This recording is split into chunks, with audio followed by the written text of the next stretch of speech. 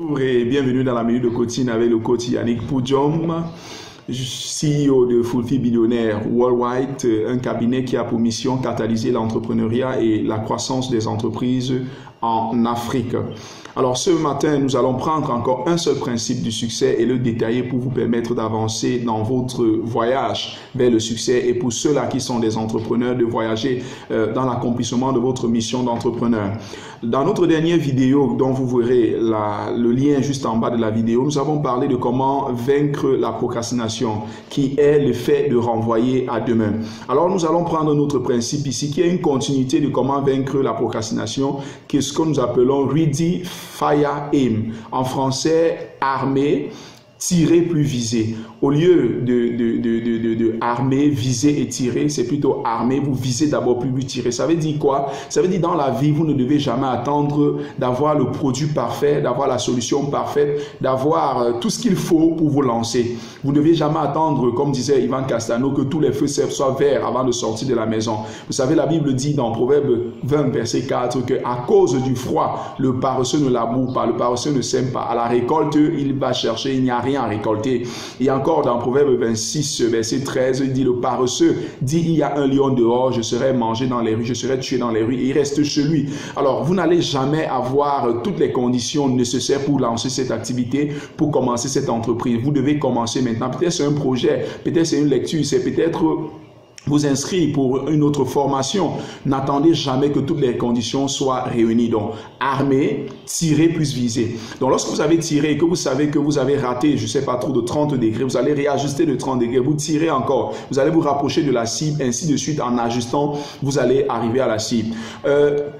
Tony Robbins disait par exemple que le succès, c'est 4 choses. Il y a 4 étapes pour le succès. Premièrement, déterminer ce que vous voulez. Qu'est-ce que vous voulez clairement?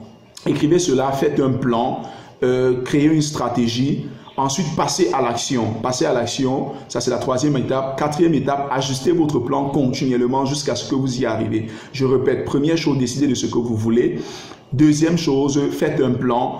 3e étape, passez à l'action. 4e étape, ajustez continuellement jusqu'à ce que vous arrivez à votre destination. Aussi simple que ça. Si vous appliquez cela, quel que soit le projet, quel que soit ce que vous voulez faire, même si vous ne connaissez pas comment vous y prendre, si vous commencez, si vous faites un plan imparfait et que vous lancez dans ce plan, vous allez avoir du feedback qui va vous permettre d'évoluer. Alors, je vais vous raconter une petite histoire d'un jeune homme de 18 ans qui avait pour ambition, qui avait pour mission, qui avait pour vision, passion de devenir un jour coach pour les jeunes de 18 ans, de son âge, de ceux-là qui sont encore au lycée, au collège, de les aider à développer leur estime de soi et pouvoir décrocher un emploi, quelque chose comme ça. Alors, une fois, il y a un entrepreneur à succès qui était passé dans leur établissement et qui était en visite. Il a rencontré, lui a demandé de devenir son mentor. Et lors de leur première rencontre de discussion, d'échange, le mentor lui a demandé qu'est-ce que tu aimerais devenir qu'est-ce que tu veux faire de ta vie? Il lui a dit, j'aimerais, lorsque j'aurai 40 ans, j'aurai à gagner de l'argent, je vais retourner dans les établissements, dans les lycées et les universités, ceux qui viennent d'entrer à l'université, leur enseigner comment faire un choix de carrière, comment réussir, comment développer leur estime de soi, comment développer la confiance en soi. Alors le mentor va demander pourquoi attendre. Vous savez quel âge? Il a dit j'ai 18 ans, mais pourquoi attendre 22 ans, 40 ans pour faire ce pourquoi tu es vraiment passionné? Pourquoi est-ce que tu ne commencerais pas maintenant? Il va demander au mentor, mais je vais faire quoi maintenant? Qu'est-ce que je peux bien faire maintenant? Il a dit non, écris un livre pour par exemple leur enseigner comment est-ce que tu fais pour être toujours confiant, comment est-ce que tu as fait pour que pendant les vacances tu as des offres d'emploi 2 à 3, tandis que d'autres n'arrivent pas à trouver. Enseigne-leur ce qu'il faut, la confiance qu'il faut pour demander à un inconnu, à un passant d'entrepreneur que vous ne connaissez pas de devenir votre mentor.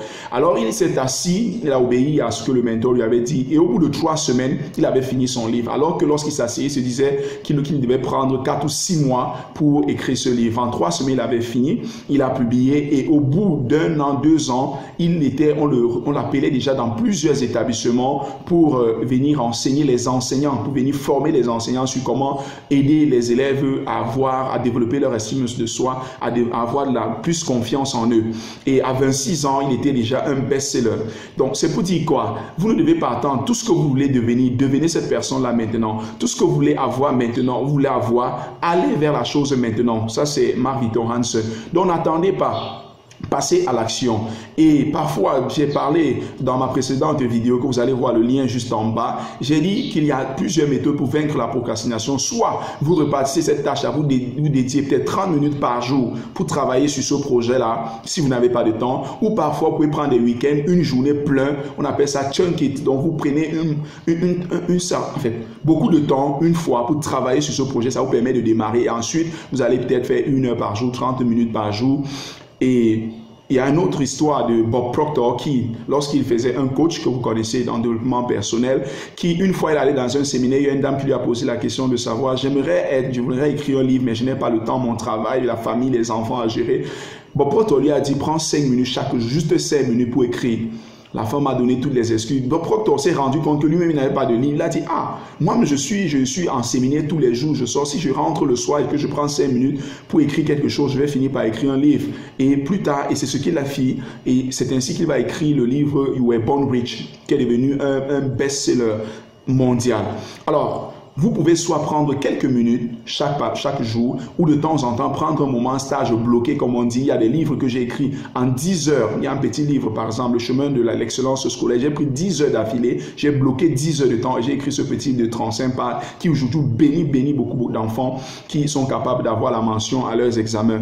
Donc, n'attendez pas toujours le moment parfait. N'attendez pas que tous les feux soient verts avant de sortir. Ready, fire, aim. Armé, tirez, puis vous allez viser, vous allez corriger après, vous allez ajuster progressivement jusqu'à ce que vous arrivez à bon port. Rendez-vous au sommet. Merci. N'oubliez pas d'aimer, de partager et surtout de cliquer, de vous abonner sur la chaîne et de cliquer sur la cloche pour que vous soyez notifié lors des prochaines vidéos. Merci et à demain.